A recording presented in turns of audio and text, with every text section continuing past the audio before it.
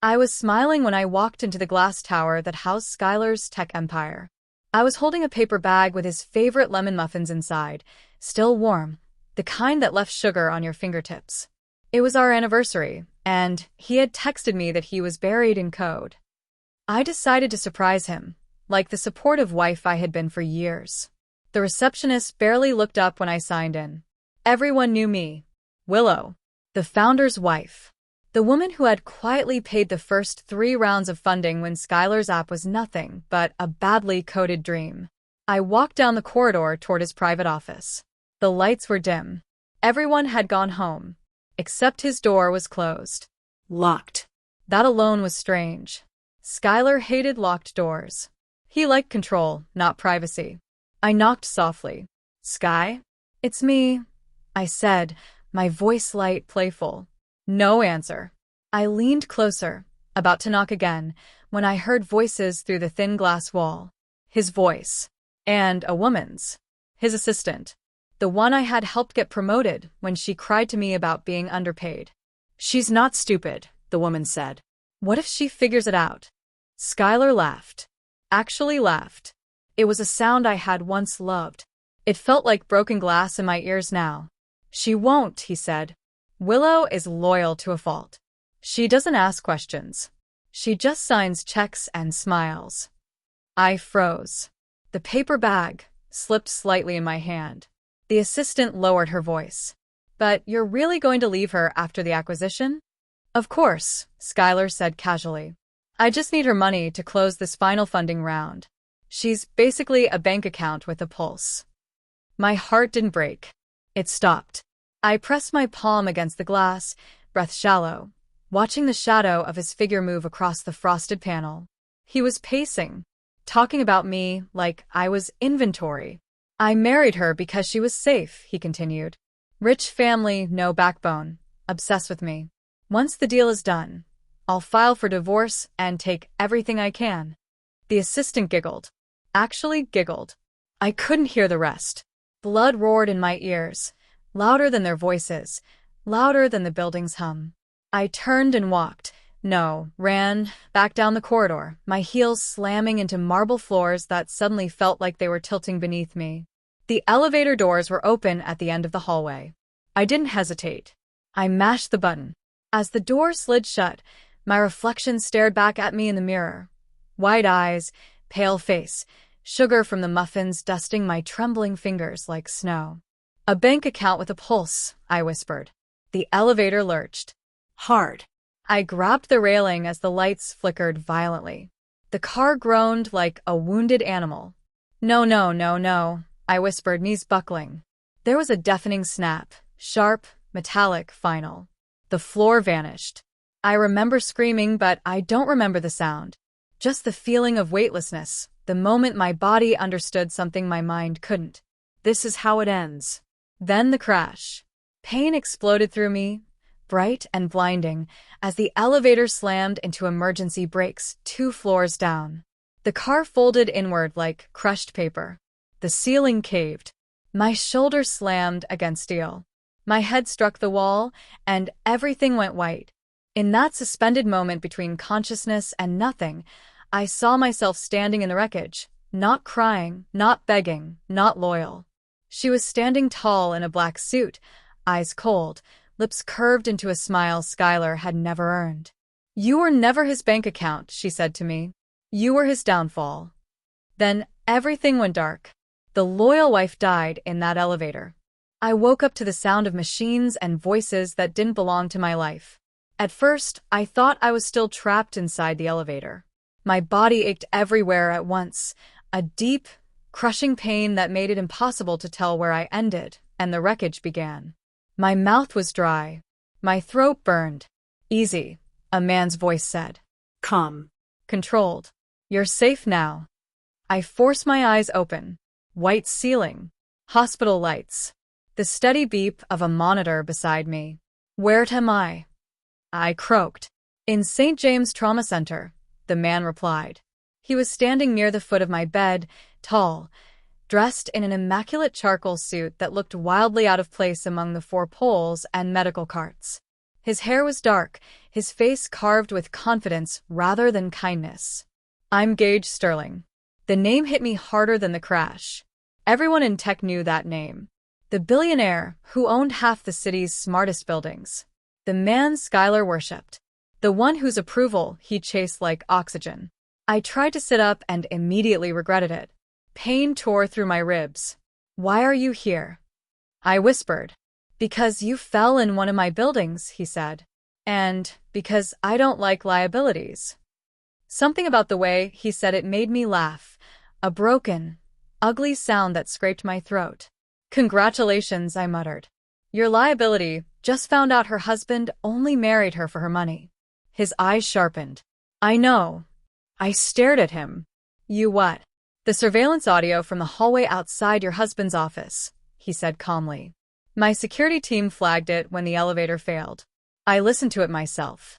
My stomach twisted. He had heard it. Every word. Every humiliation. I'm sorry, he added quietly. No one deserves to hear that. I turned my face toward the window, blinking back tears I refused to let him see. I thought I was loved, I whispered. I built his dream with him. I invested when no one else would. I defended him to my parents, my friends, everyone. And he called me a bank account with a pulse. Gage took a step closer.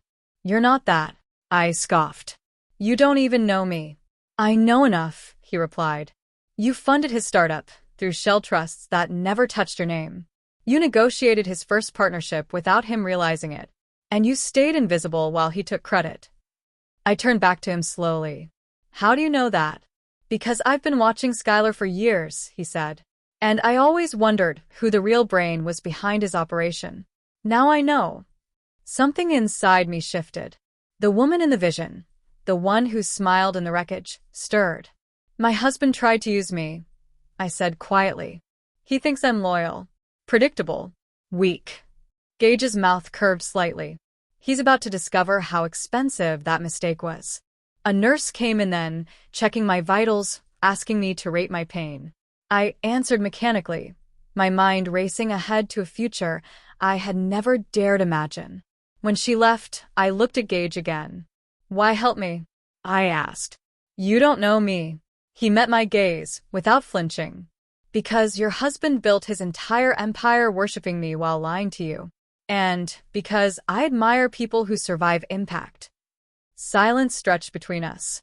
I'm not the woman I was this morning, I said at last. I know, he replied. That woman didn't survive the elevator. A shiver ran through me. He stepped closer to my bed, his voice dropping. When you're strong enough to stand, come see me. We'll talk business. Business? I echoed. Yes, he said, eyes glinting. You have a mind that could destroy him. And I have the platform to let you do it. As he turned to leave, he paused at the door. Rest, Willow, he said. The loyal wife is gone. The strategist is about to wake up. The first time I tried to stand, my legs betrayed me. I remember gripping the metal rail of the hospital bed, convinced that if I just breathed through the pain, I could force my body to obey. It didn't. My knees buckled, and I would have collapsed if a nurse hadn't rushed forward. Careful, she said gently, helping me back down. Your ribs are still healing, and you have a mild concussion. I need to walk, I whispered. I need to not be this. She looked at me with pity, and that expression hurt more than my broken bones. When I was alone again, I stared at my reflection in the darkened screen of my phone. Bruised cheek. Purple shadows under my eyes. My hair, a tangled mess around my face. Skylar would hate this version of me. The imperfect one. Good. 2 days later, Gage Sterling returned. This time, he didn't wear a suit. He stood in the doorway in a simple black shirt, sleeves rolled up, looking more like a man who belonged to the wreckage than one who owned the skyline. You look like hell, he said. Thank you, I replied. You have impeccable bedside manners. He stepped closer, eyes scanning the IVs and bruises. How bad? I'll live, I said. Unfortunately, for some people. His mouth twitched. I came to check if you're still breathing. And to see if you meant what you said. About not being the same woman? I asked. Yes. I let out a slow breath. I meant every word. He pulled a chair to my bedside and sat. No billionaire posture. No rehearsed charm. Just stillness. I've built companies from nothing, he said. I've crushed men with better resumes than your husband. But I don't interfere in personal disasters. Yet here you are, I murmured. Because I heard the recording, he replied. And because when I watched the elevator footage, I saw something else. What? You didn't scream, he said quietly. Most people do. You braced. You fought gravity. That tells me more than your medical chart ever could. The image came back in fragments, the cable snapping, the weightless drop, the split second where instinct took over. I hadn't prayed. I hadn't begged. I had clenched my teeth and held on. What do you want from me? I asked. Partnership, he said simply. Not charity. My heart stuttered. I'm married. Barely, he replied. That's not what I meant, I said sharply. I'm not looking for. He raised a hand. So am I. This is business. Skylar built his app using borrowed brilliance. Yours. You could build something better. I don't code, I said. You architect systems, he corrected. I've read your investment patterns. You don't just fund companies, you structure them. You see gaps before they become failures. No one had ever spoken about my mind that way. Skylar always talked about my money, my patience, my support, never my intelligence. What happens if I say yes? I asked. Then I give you a private office in my incubator, he said. You get access to my development teams, my legal advisors, my market analysts. You design a competing platform that solves the flaws in your husband's product. And if I say no, then you go home, he replied calmly, and watch Skylar marry his assistant with your money. The words hit with surgical precision. I closed my eyes. I don't want revenge, I said softly. I didn't say revenge, Gage replied. I said independence. Silence wrapped around us. I'll need time, I whispered. You have it, he said, standing. Heal. Think. But don't wait too long. Skylar won't. As he left, something hot and unfamiliar ignited in my chest. For the first time since the locked office door, I didn't feel like a victim. I felt like a threat. The rehabilitation center smelled like antiseptic and false encouragement. Every morning, a physical therapist named Mara made me lift my arms an inch higher than the day before, made me walk one trembling step farther than I thought possible. She talked about muscle memory, about neural pathways, about how the body remembers what the mind is too afraid to demand. You're holding back, she said one afternoon as I struggled with the parallel bars. I'm exhausted, I replied. She shook her head. No. You're afraid. The word echoed. That night, I lay in my hospital bed staring at the ceiling while the city pulsed beyond the window. Somewhere out there, Skylar was laughing with his assistant, probably mocking my accident the same way he mocked my loyalty. I picked up my phone and typed a single message. I'm in. Gage's reply came less than a minute later. I'll have a car waiting at your discharge. Welcome to the fire. The Sterling incubator was not what I expected. There were no marble floors or crystal chandeliers.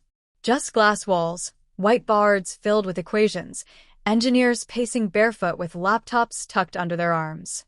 Gage led me to a private office with a skyline view that looked like a promise. This is yours, he said. It's too much, I murmured. You're too used to asking for permission, he replied. He introduced me to his lead developer, Rowan. She'll be the architect, Gage said. You build whatever she designs. Rowan blinked. I'm listening. I sat, opened a notebook, and began sketching the skeleton of Skylar's app from memory. The user funnels, the revenue traps, the addictive mechanics that made investors drool. This is where it breaks, I said, circling a segment. He monetizes frustration instead of value. That's why churn rates spike after 6 months. Rowan leaned closer. You're right. I want a platform that rewards loyalty instead of punishing it, I continued. Transparency over manipulation. Growth over extraction. Gage watched me, eyes dark and unreadable. You are hiding, he said quietly. Yes, I replied. From him. From myself. The divorce papers arrived 2 weeks later. Skylar didn't even try to call. He sent his lawyer. The envelope felt heavier than it should have. Are you okay? Rowan asked when she saw my hand shaking. I will be, I said. I didn't open them until I was alone. Infidelity. Irreconcilable differences. A proposal to resolve amicably. I laughed. A brittle, broken sound that echoed off the walls of my empty apartment. I texted Gage a picture of the papers. He thinks I'll disappear quietly. His reply was immediate. Good. Let him. The first prototype took shape faster than anyone predicted. I spent 14-hour days refining user flows, rewriting onboarding scripts, demanding changes no one else thought to question. One night, Gage found me asleep at my desk. You're burning yourself out, he said gently. I spent 10 years being invisible, I murmured. I'm catching up. He didn't argue. He just draped his jacket over my shoulders. It smelled like cedar and clean air. A month later, I stood unaided for the first time since the elevator fall. Mara clapped softly. See? You're not broken. No, I thought. I'm forged. That evening, I signed the partnership contract with Gage. My signature looked different than it used to, sharper, more deliberate. What does this mean for us? I asked after. He met my eyes. It means I won't lie to you. Ever. And I won't touch you unless you ask. My throat tightened. That's the first honest offer I've had in years, I whispered. Then let's keep it that way, he said. And for the first time since I heard Skylar's voice through the wall, I believed that my life wasn't ending. It was beginning. The night Skylar's company announced its newest funding round, Gage poured me a glass of water instead of champagne. Celebrate with clarity, he said. We were in his penthouse office, city lights flickering like a living map beneath our feet. Our app, PulseBridge, had just crossed its first 100,000 beta users. No press release yet. No noise. Just clean growth. He doesn't know you exist, Gage added. That's the best part, I replied. But invisibility doesn't last forever. 2 weeks later, Rowan burst into my office without knocking. Your husband just accused us of corporate espionage, she said. I froze. Already? He went public this morning. Claims we stole proprietary infrastructure. Gage stepped in behind her, calm as stone. Let him bark, he said. We'll show teeth when it matters. I should have felt fear. Instead, I felt awake. That evening, I finally attended my first post-accident physical therapy gala. The cane stayed in my car. The room hummed with donors and surgeons and whispered pity. She's the one who fell in the elevator, someone said. I heard she was left by her husband, another replied. I smiled through it, practiced breathing through the phantom pain in my ribs. Then Skylar walked in.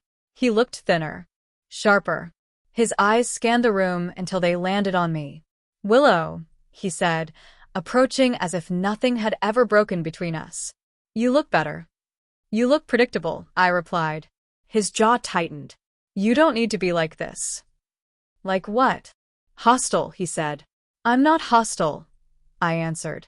I'm honest. He leaned closer. Whatever game you're playing with Sterling, it won't end well. Gage appeared beside me like gravity itself. She's not playing, he said calmly. She's building. Skylar laughed once. With you? Yes, Gage replied. I felt it then. The echo chamber collapsing, the past finally unable to trap my voice. The lawsuit landed the next morning. Pages of accusations, all smoke, no substance. Rowan threw the file onto the conference table. He's panicking. He should, I said.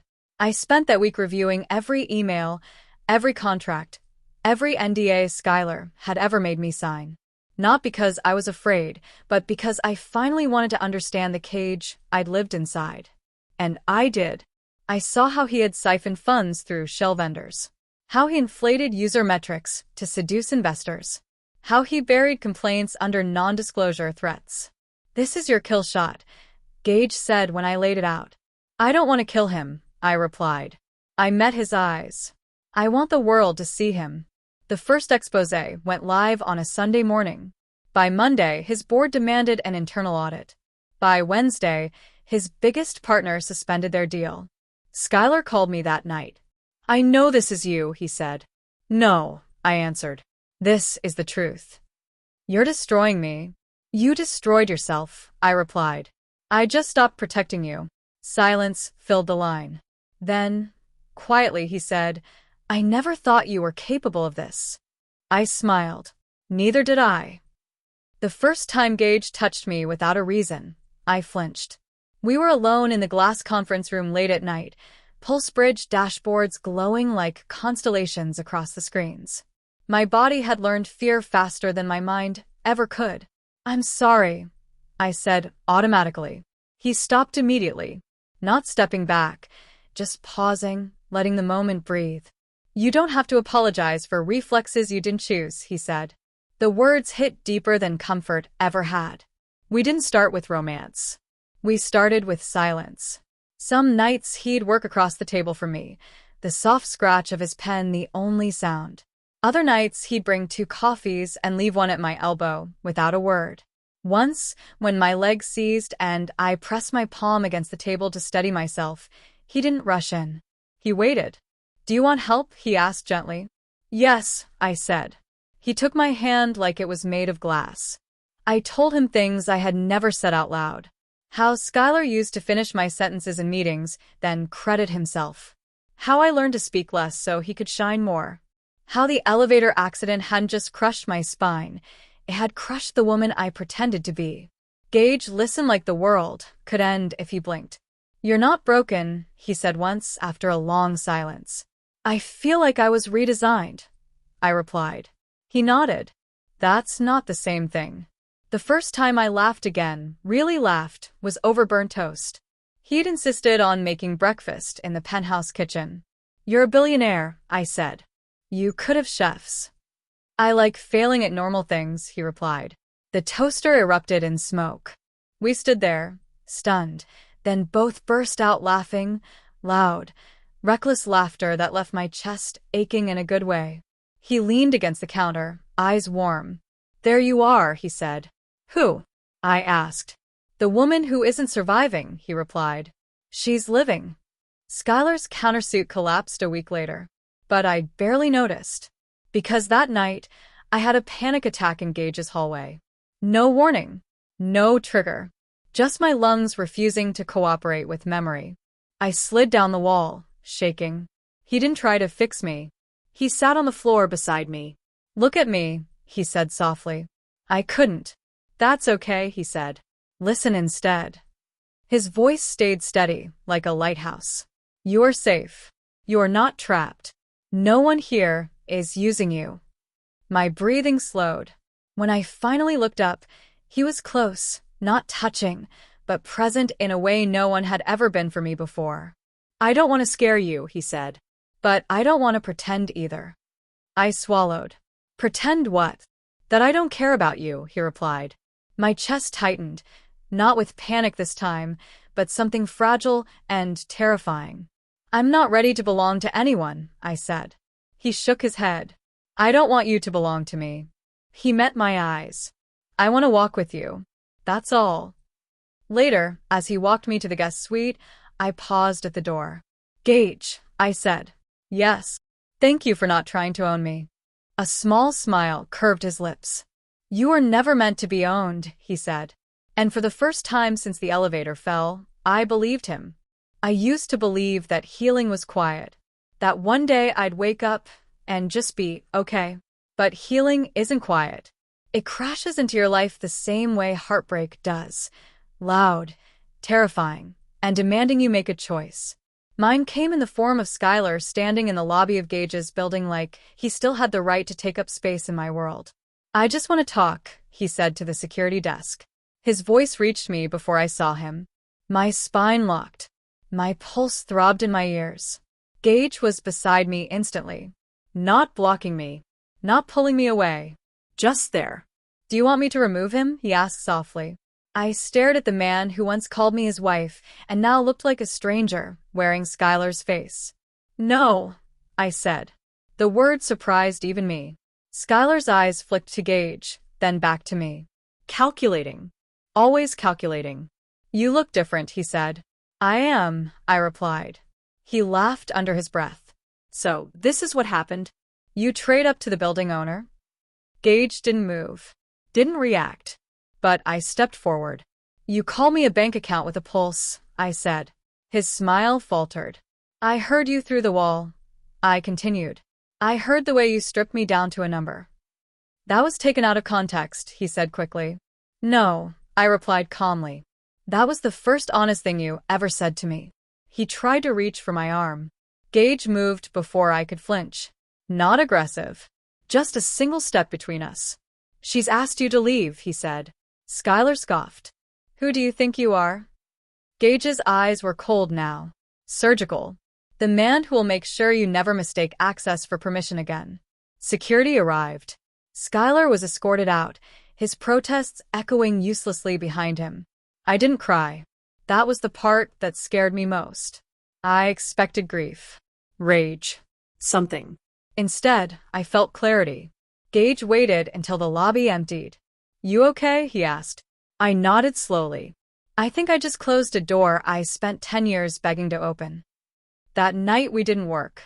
We sat on the balcony overlooking the city, sharing a bottle of wine I didn't taste. I used to believe love meant endurance, I said. Gage leaned back in his chair, listening. I thought staying meant strength, I continued. That loyalty was silence. He shook his head. Strength is choosing yourself when it costs everything. I looked at him. And what is love? His gaze softened. Love is not needing someone to be smaller, so you can feel bigger. The words landed deep. I stood, suddenly restless. I don't want to go back to the guest suite tonight, I said.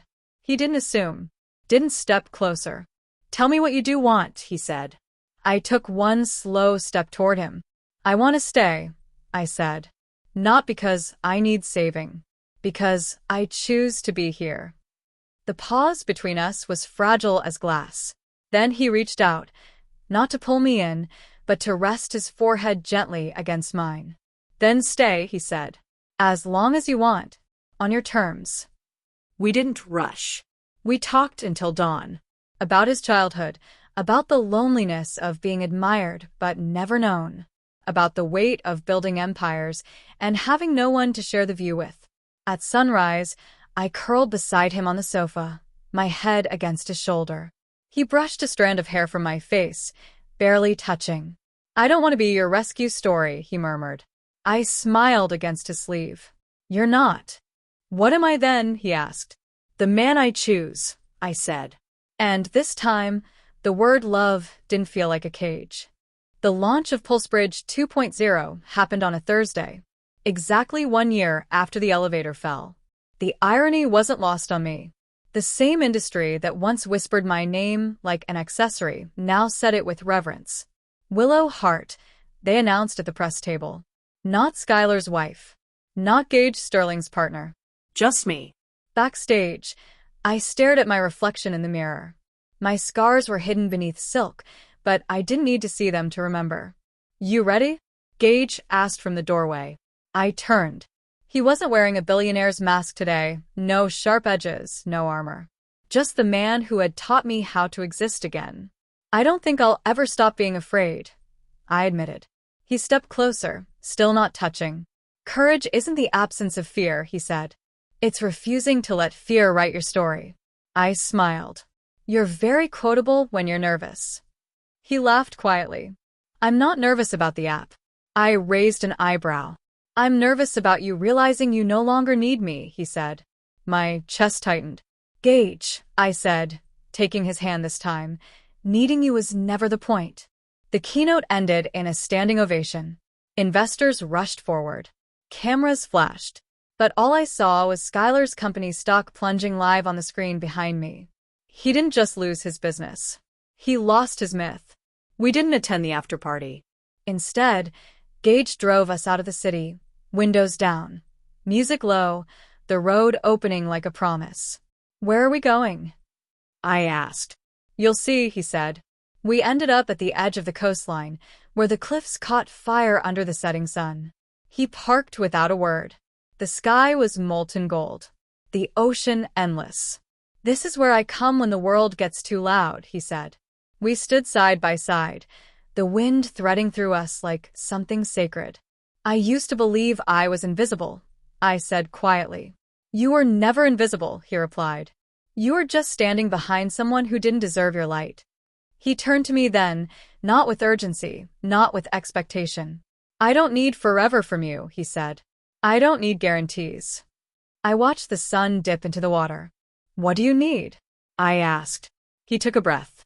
"I need to know that when you stand beside me, it's because you choose to, not because you're afraid to stand alone." I faced him fully. "I don't need you to save me anymore," I said. His eyes searched mine. "I need you to walk with me," I continued. Silence stretched. Then he reached into his jacket, not hurried, not dramatic. A simple ring. No diamonds screaming for attention. Just gold, warm as the sunset. "Then walk with me," he said. My breath caught. "Yes," I whispered. We didn't kiss right away. We stood there while the sun vanished, while the world rearranged itself around a choice I made freely. When his lips finally met mine, it wasn't fireworks. It was home. The last of the sun disappeared below the horizon, leaving the sky streaked with bruised purples and golds. The cliffside wind whipped at my hair, tugging strands across my face, but I didn't care. Gage's hand was already brushing mine, fingers interlacing as if we'd done this 1,000 times before. "I didn't bring you here for the view," he said softly, voice low, almost a whisper against the crashing waves below. I tilted my head to him. "Then why?" "To remind you," he murmured, stepping closer, "that nothing can touch you now. That no one owns you. Not him. Not anyone. Only you choose." His hand shifted, sliding up the back of mine to cradle it against his chest. The warmth radiated through me, burning away the final traces of fear and doubt I had carried for years. I leaned instinctively into him. "And if I choose you?" Gage smiled, that rare, unguarded smile that made the skyscrapers and boardrooms, the betrayal and the pain, feel like a distant memory. Slowly, deliberately, he cupped my face with both hands, thumbs brushing over my cheekbones, grounding me in the moment. "Then I choose you back," he said. His lips brushed mine lightly at first, testing, tentative, respectful, like he wanted me to have the final say. I didn't pull away. Instead, I tilted my head into the kiss, letting my hands slide up to rest on his chest. His strong arms wrapped around me, pulling me closer until there was no space between us. The wind whipped around us, but in his embrace, I felt anchored. Every heartbeat between us synchronized, a slow, steady drum that had nothing to do with fear anymore. He pulled back slightly, just enough to look into my eyes. "You're alive. You're unstoppable. And I'm going to remind you every day that you're worth fighting for." I traced the lines of his jaw with my fingers, memorizing the ridges and curves like a map of safety. "I'm not fragile anymore," I whispered, letting my lips brush his again, slower this time, deeper, tasting the warmth of certainty and trust. Gage's hands moved lower, sliding down to rest lightly on my waist, his touch firm but protective, holding me as though he could shield me from every shadow in the world. I pressed closer, feeling the power in his body, the deliberate steadiness of a man who didn't rush anything, except the moment when I could finally feel free. I wrapped my arms around his neck, pulling him even closer, letting the wind and the cliffside spray fade away.